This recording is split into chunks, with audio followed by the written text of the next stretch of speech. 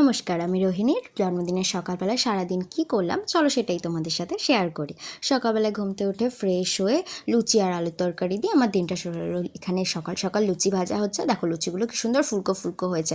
সকাল সকাল লুচি ভাজা হচ্ছে এবং আলুর তরকারিটা হয়েছিল জাস্ট টেস্টি খেতে, না সত্যি এখনও মুখে লেগে আছে। লুচি আর আলুর তরকারি আর মিষ্টি দিয়ে সকালটা তো জমে ক্ষীর হয়ে গেছে। তোমরা কে কে লুচির সাথে এই আলুর তরকারিটা খেতে পছন্দ করো প্লিজ কমেন্টে জানিও।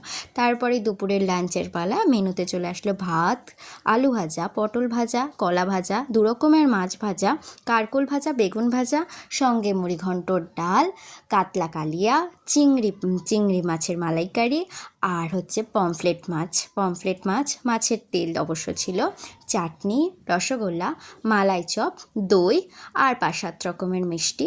অবশ্য আইসক্রিম ছিল যেটা এখানে দেয়নি।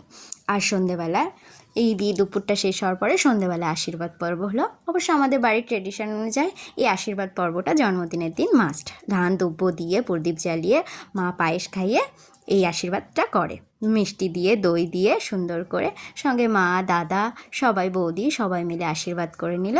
আশীর্বাদে অনেকগুলো সুন্দর সুন্দর জিনিসও পেয়েছিলাম, গিফট, টাকা, অনেক কিছু পেয়েছিলাম। সেগুলোই তোমাদের সাথে শেয়ার না করলে কি ভালো লাগে বলো। তারপরে অবশ্যই সেই মহাপ্রতীক্ষিত কেক কাটা দিয়ে আমার আজকের ভিডিওটা শেষ হলো। তোমাদের ভালো লাগলে লাইক, কমেন্ট, শেয়ার।